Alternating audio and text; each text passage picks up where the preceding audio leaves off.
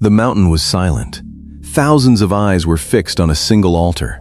Water ran from the sacrifice, down the wood, across the ancient stones, and into the trench that surrounded them. Everything was soaked. The offering was wet. The wood was wet. Even the ground beneath the altar had been drenched. There was no hidden flame, no burning coal, no human explanation for what was about to happen. For hours, hundreds of prophets had screamed toward the heavens. They had danced around their altar. They had called upon the name of Baal from morning until afternoon, but nothing had happened. Now one man stood alone before the people of Israel, Elijah. He stepped toward the altar and lifted his voice. He did not shout. He did not dance. He did not perform some elaborate ritual. He simply prayed, "O Lord, God of Abraham, Isaac, and Israel, let it be known this day that you are God in Israel, and that I am your servant." The crowd listened. King Ahab watched. The prophets of Baal stood nearby, exhausted after hours of unanswered cries. Elijah continued, "Answer me, O Lord, answer me, that this people may know that you, O Lord, are God, and that you have turned their hearts back." Then he stopped. For one brief moment, there was only silence, a wet altar, a cloudless sky, and an entire nation waiting for an answer. Then, the heavens erupted. But to understand why one man was standing on Mount Carmel against hundreds of prophets, we must go back. Back before the fire, back before the altar, back before Israel knew just how long the heavens could remain silent. Years earlier, the kingdom of Israel had entered one of the darkest periods in its history. The people still carried the name of the God of Abraham, Isaac, and Jacob. They still lived in the land their ancestors had inherited. Stories of Moses, the Exodus, the Red Sea, and the victories of Joshua had not been completely forgotten, but Israel's heart was being pulled somewhere else. Ahab had become king, and Scripture describes him as a ruler who did more evil in the sight of the Lord than those who had come before him. Yet Ahab did not walk alone. He married Jezebel, the daughter of the king of the Sidonians. With Jezebel came not merely a foreign marriage, but a powerful religious influence. Baal worship spread throughout Israel. An altar for Baal was built. A temple was established. The worship of Asherah was promoted. And what had once been temptation at the edges of Israel's society was now being supported from the palace itself. Baal was believed by his worshippers to be a god associated with storms, fertility, rain, and the abundance of the land. For an agricultural society, rain meant survival. Rain meant grain. Rain meant vineyards. Rain meant livestock could drink and pastures could grow. And so, when Israel began looking toward Baal for prosperity and rain, something deeper than a change of religious ceremony was taking place. The people were placing their trust in another god. Some may have abandoned the Lord completely. Others may have attempted to worship both. The God of Israel when convenient, Baal when they wanted rain. One foot in the covenant of their ancestors, the other in the religion promoted by the royal court. And soon, those who remained faithful to the Lord faced growing danger. Jezebel became known for her hostility toward the prophets of the Lord. Men who spoke in the name of Israel's God were hunted. Some were killed. Others were forced into hiding. Fear spread. Baal had hundreds of prophets. The royal household supported them. The king had soldiers. Jezebel had influence. And against all of this stood a man from Tishbe in Gilead. His name was Elijah. Scripture gives us no long introduction to Elijah. He simply appears. No royal ancestry is presented. No army surrounds him. No political office gives him authority.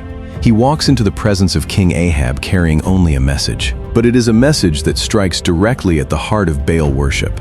Elijah looks at the king and declares, "As the Lord, the God of Israel, lives, before whom I stand, there shall be neither dew nor rain these years, except by my word." Then Elijah leaves. Imagine how that declaration may have sounded at first. Perhaps some laughed. Perhaps Ahab dismissed him as another troublesome prophet. The sky above Israel still looked the same. Fields still stretched across the land. Trees still carried leaves. Farmers still worked their soil. And Baal was supposed to be the god who brought the rains.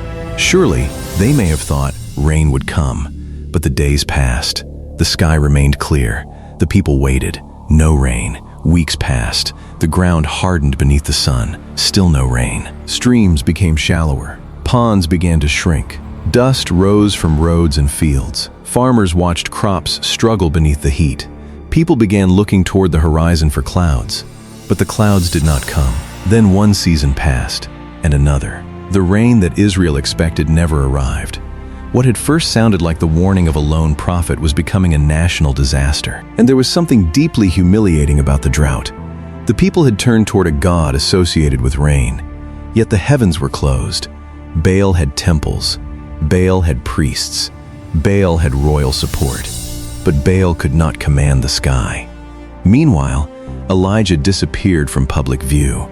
The word of the Lord sent him away from Ahab. For a time, he stayed near the brook Cherith, east of the Jordan. There, separated from the royal court and the suffering cities, Elijah depended upon God for survival. But eventually, even the brook dried up. The drought was affecting everything. Then God sent Elijah outside the territory of Israel, to Zarephath, where a widow was facing the same terrible reality. She had almost nothing left, only a small amount of flour, a little oil. Enough, she believed, for one final meal for herself and her son. Yet through God's provision, the flour was not exhausted, and the oil did not run dry during the famine. While the land suffered, Elijah remained alive. While Ahab searched for him, God preserved him, and the drought continued, month after month, season after season. The landscape of Israel changed. Green slopes turned brown. Fields became cracked earth. Water sources vanished. Livestock weakened. Every surviving spring and well became precious.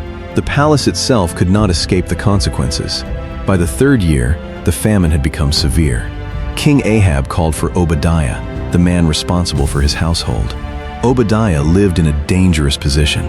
He served in Ahab's administration, yet Scripture tells us that he feared the Lord greatly. When Jezebel had attempted to destroy the prophets of the Lord, Obadiah had secretly hidden 100 of them in caves, 50 at a time, supplying them with bread and water. He had risked his own life to protect them. Now even Ahab and Obadiah were searching desperately for grass. The king told him that they would divide the land between them. One would go in one direction, the other would go another. They would search near springs and valleys, hoping to find enough grass to keep the remaining horses and mules alive. This was what the kingdom had become. A king who had supported Baal worship was now personally searching the countryside for grass because there had been no rain. Then the word of the Lord came to Elijah. "Go, show yourself to Ahab, and I will send rain upon the earth." The time of hiding was over. Elijah began the journey back. This was no small act of courage. Ahab had been searching for him. Obadiah would later explain that there was hardly a nation or kingdom where Ahab had not sent men looking for Elijah. And when another kingdom claimed Elijah was not there, Ahab demanded assurance that they had truly not found him. Elijah was one of the most wanted men in Israel, yet now he walked openly toward the king. On the road, Obadiah saw him. At first, the meeting must have seemed almost impossible. After years of searching, there stood Elijah. Obadiah recognized him, fell on his face, and asked, "Is it you, my lord Elijah?" "It is I," Elijah answered. Then he gave Obadiah an instruction that immediately terrified him. "Go, tell your lord, Elijah is here." Obadiah could hardly believe what he was hearing. He knew Ahab's anger. He knew how fiercely the king had searched for Elijah, and he feared what would happen if he carried this message to Ahab and Elijah disappeared again. "What have I sinned?" Obadiah asked, "that you would give your servant into the hand of Ahab to kill me?" He explained how thoroughly the king had searched. He feared that the Spirit of the Lord might carry Elijah somewhere unknown, and when Ahab arrived and found no prophet waiting for him, Obadiah would pay for it with his life. He reminded Elijah that he had feared the Lord from his youth. He told him how he had hidden 100 prophets when Jezebel sought to kill them, but Elijah gave him his word. "As the Lord of hosts lives, before whom I stand, I will surely show myself to him today." So Obadiah went. And soon, after years of drought and years of searching, Ahab and Elijah finally stood face to face again. Ahab saw him. There was no greeting, no attempt at diplomacy. The king immediately accused him. "Is it you, you troubler of Israel?" It was an astonishing accusation. The man who had brought the warning was being blamed for the disaster.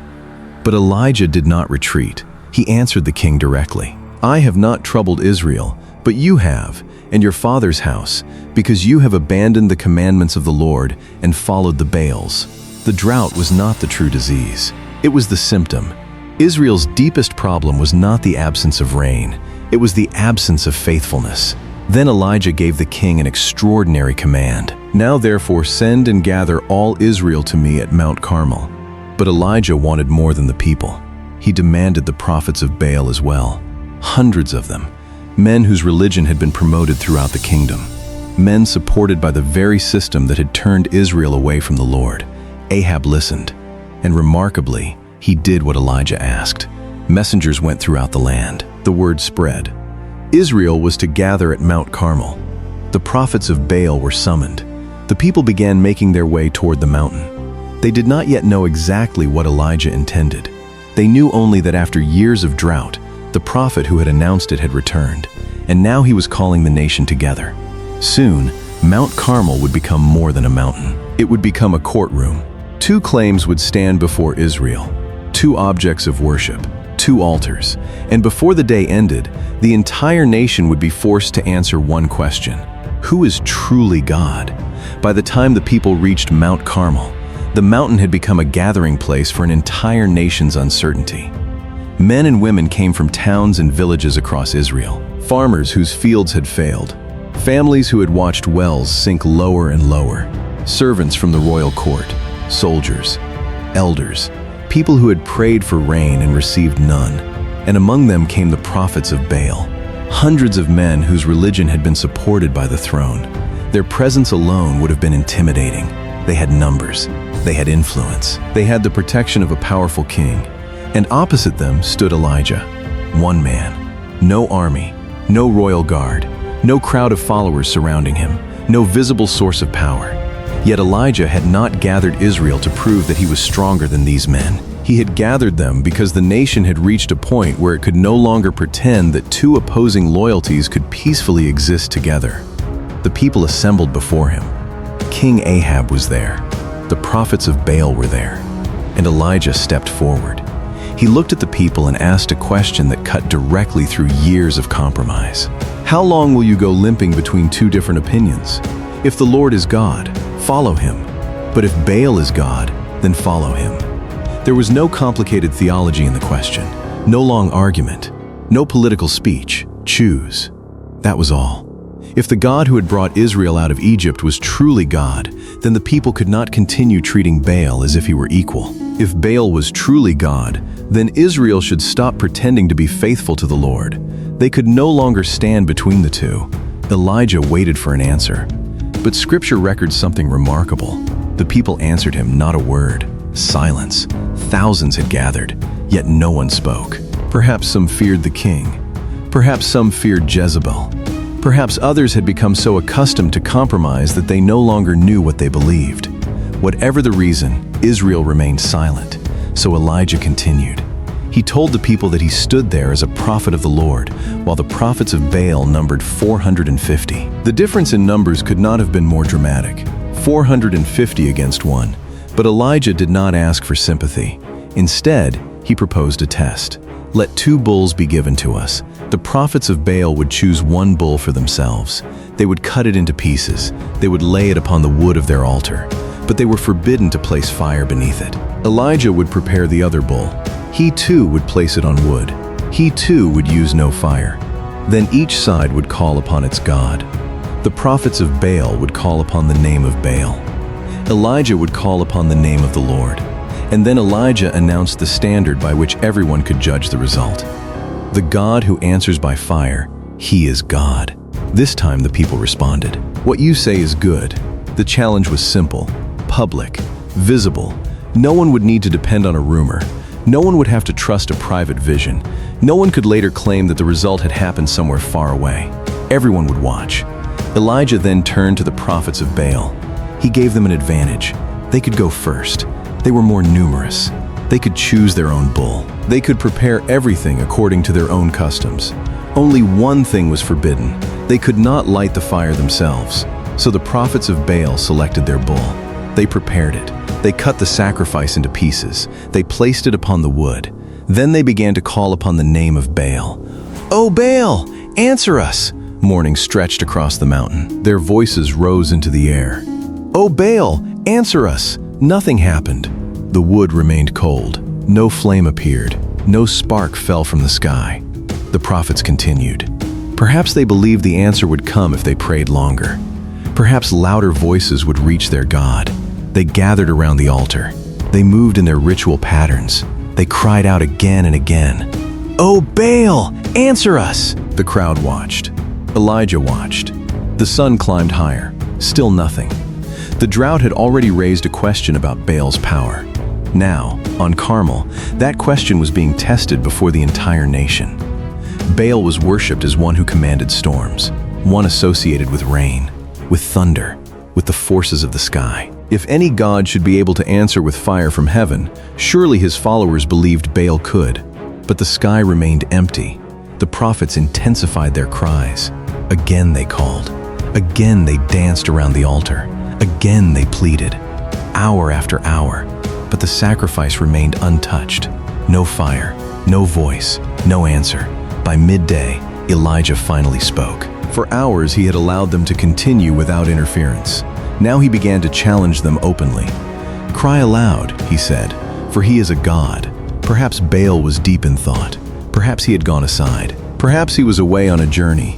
Or perhaps he was sleeping and needed to be awakened. The words were deliberate.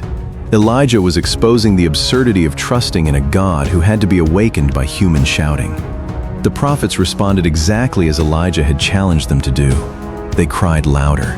Their voices became desperate. The calm ritual of the morning gave way to exhaustion and frenzy. Still no fire. Still no answer. They continued according to their customs until blood flowed from their self-inflicted wounds. Yet even this brought no response. The mountain that had been filled with their voices was answered only by silence.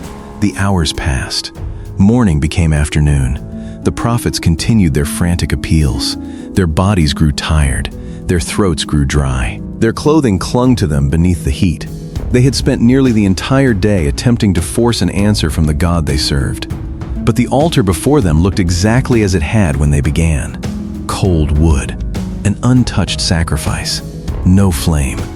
The narrator of Kings summarizes the entire scene in devastating simplicity. There was no voice. No one answered. No one paid attention. The words exposed the emptiness of the spectacle. 450 prophets. Hours of shouting, movement, noise, blood, religious intensity. And yet, nothing. The crowd had watched everything. They could not say that the prophets had not tried hard enough. They had watched them call from morning until the time of the evening sacrifice. If effort alone could bring fire from heaven, the mountain should have been burning, but it was not. Then Elijah stepped forward. The contrast could not have been stronger. He had not spent the day shouting. He had not performed around the mountain. He had simply waited. Now, as the time of the evening offering approached, Elijah turned toward the people. "Come near to me." The people moved closer. For perhaps the first time that day, the center of attention shifted completely away from Baal's prophets. Elijah did not immediately call for fire. First, he turned toward something that had been broken, the altar of the Lord. It lay in ruins. And before Elijah asked God to answer Israel, he began to repair it. He chose 12 stones. One stone for each of the tribes descended from the sons of Jacob. 12 stones. That number mattered. The kingdom itself was divided. Israel in the north, Judah in the south. Politics had separated the people. Kings had fought. Generations had passed since the united kingdom of David and Solomon. But Elijah built as though all 12 tribes still belonged before the same God. Stone by stone, the altar began to rise again. The crowd watched him work. Perhaps those stones reminded them of something they had nearly forgotten. They were not merely subjects of Ahab. They were not merely people struggling through a drought. They were descendants of a covenant people. A people whose history had begun long before Baal worship entered the palace. Elijah arranged the 12 stones according to the word of the Lord. Then he dug a trench around the altar. The trench was wide enough to hold a significant amount of water. After that, he arranged the wood. He prepared the bull. He cut it into pieces and laid the sacrifice upon the wood. Now everything looked ready. The altar had been restored. The sacrifice was in place. The wood was dry enough to burn. The crowd knew what should happen next. Elijah should pray. And if his God truly answered, fire should descend. But Elijah did something no one expected. He looked at the people around him and gave an order. Fill 4 jars with water. Water. In a land that had suffered years of drought. In a place where streams had dried and fields had failed. Elijah asked for water. 4 large jars were filled. The people carried them toward the altar. Then Elijah told them, pour it on the burnt offering and on the wood. The water fell. It struck the sacrifice, ran between the pieces of wood, flowed over the stones. The dry altar became wet. Anyone trying to light it naturally would now find the task more difficult. But Elijah was not finished. Do it a second time. The people obeyed. 4 more containers were filled. Again, the water was poured over the altar. The wood absorbed more. Water streamed down the stones. The ground beneath became dark and wet. The people must have wondered why Elijah was making his own challenge harder. But then came the 3rd command. Do it a 3rd time. Once again, they filled the jars. Once again, they poured. Water ran everywhere. The sacrifice was soaked. The wood was saturated. The stones glistened. Water spilled down into the trench Elijah had dug around the altar. It continued until the trench itself was filled. There would be no misunderstanding. No hidden ember could explain what was about to happen. No one could say later that Elijah had secretly prepared the wood to burn. He had done the opposite. In front of everyone, he had made the altar as resistant to ordinary fire as possible. The prophets of Baal had been given hours. Elijah would need only a moment. The noise of the day began to disappear. The shouting stopped. The frantic movement ended. Now the mountain grew quiet. The people moved closer. King Ahab watched from among them. The exhausted prophets of Baal stood nearby. Before Elijah was an altar made of 12 stones. Upon it lay the sacrifice. Everything was drenched. Water filled the trench. The sun was moving lower in the sky. The time of the evening offering had come. Elijah stepped forward. He did not raise a weapon. He did not command the people to chant. He did not ask hundreds of followers to join him. There was no music, no dancing, no desperate attempt to manipulate heaven. There was only a prophet, an altar, a nation watching, and a prayer. Elijah lifted his voice. "O Lord, God of Abraham, Isaac, and Israel." At the mention of those names, Israel's ancient story seemed to return to the mountain. Abraham, the man called by God. Isaac, the son of promise. Israel, the name given to Jacob, father of the 12 tribes represented by the stones beneath the sacrifice. Elijah continued, "Let it be known this day that you are God in Israel." He was not asking for his own glory. He was not asking the people to leave Carmel praising Elijah. The question of the day had never been whether Elijah was impressive. The question was whether the Lord was truly God. "And that I am your servant, and that I have done all these things at your word." The crowd listened. No one interrupted. Then Elijah came to the heart of the prayer. "Answer me, O Lord, answer me." The prophets of Baal had spent hours calling for an answer. Elijah asked only once, "That this people may know that you, O Lord, are God." And then the final words revealed the purpose behind everything that had happened, and that you have turned their hearts back. That was what Carmel was about. Not spectacle, not competition, not Elijah defeating hundreds of men so that people could admire his courage. The drought, the confrontation, the altar, the sacrifice, the challenge. All of it was leading to this. Would Israel turn back? Elijah finished speaking. And then, silence. For one suspended moment, nothing moved. The sacrifice was still wet. The trench still held water. The people stared toward the altar. There had been no answer from Baal. Now they waited to see whether the God of Israel would answer Elijah. The mountain held its breath, and heaven was about to respond. Then the fire of the Lord fell. It did not begin as a small flame beneath the wood. It did not slowly catch one dry branch and spread to another. There was no human hand near the altar. The fire came from above.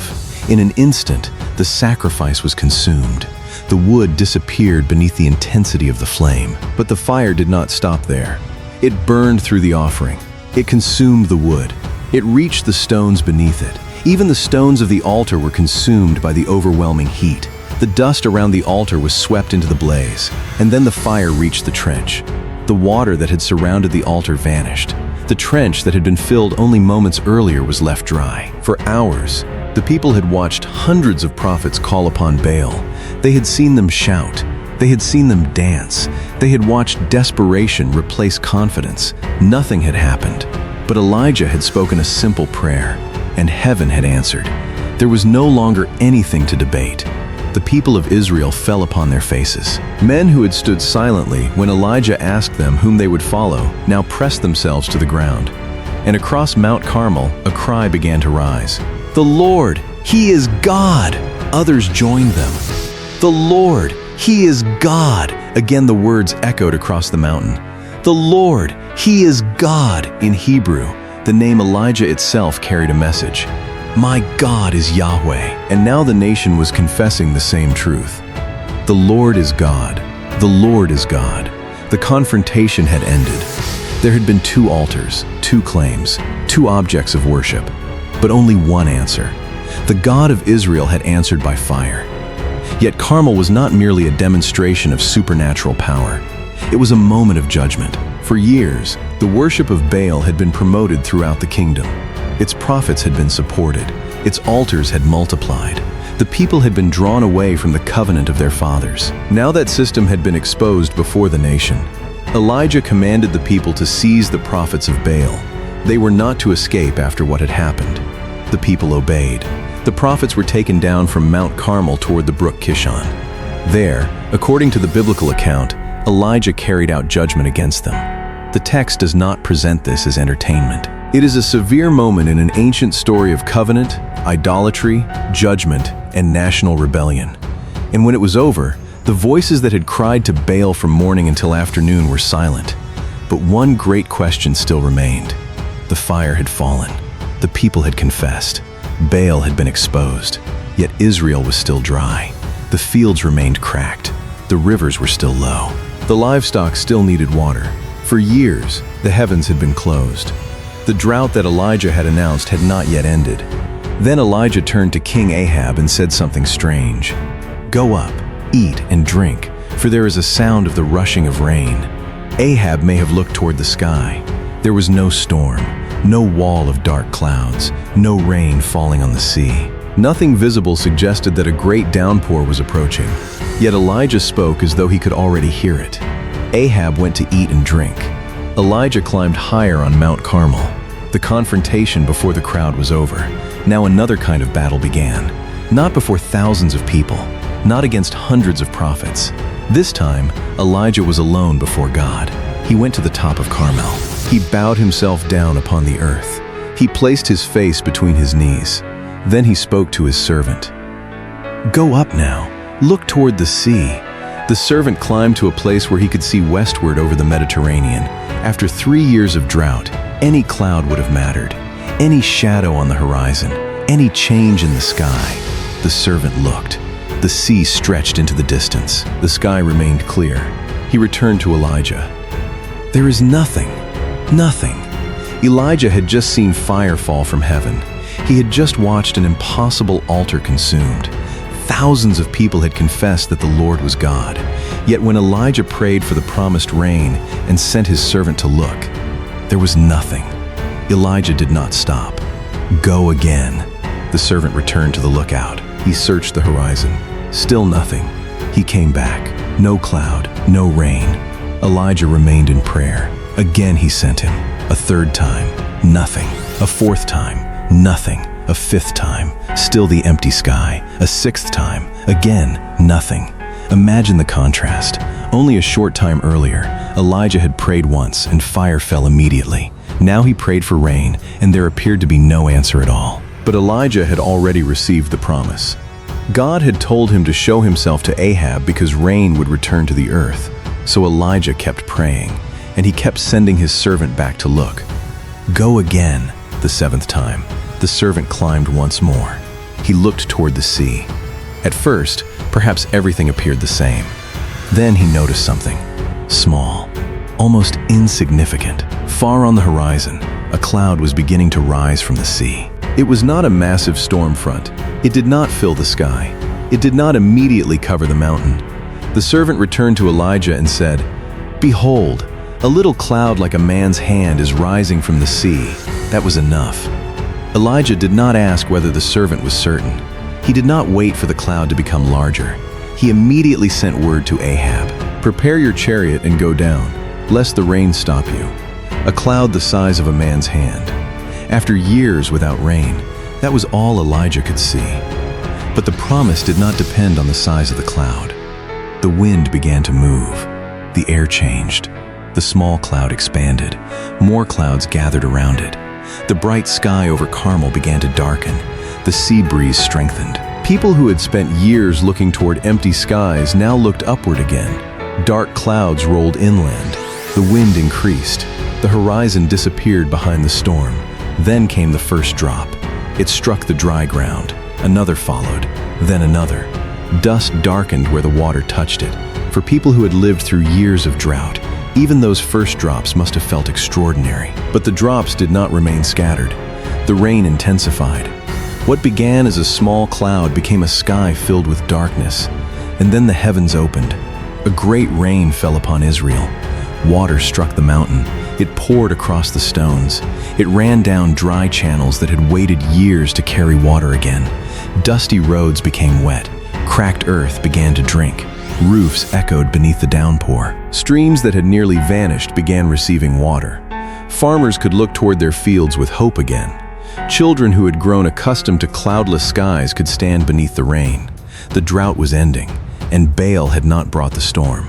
The same God who had withheld the rain had now released it. Ahab climbed into his chariot and began the journey toward Jezreel before the storm made the road impossible. Then something remarkable happened. The hand of the Lord came upon Elijah. The prophet gathered up his garment, and as Ahab's horses raced toward Jezreel, Elijah ran, through the rain, across the wet ground, down from Carmel.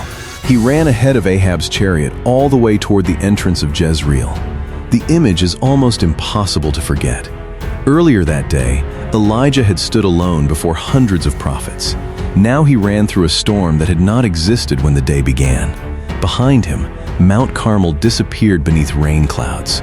Water fell over a land that had spent years under judgment. But the story of Carmel is greater than the fire, and it is greater than the rain.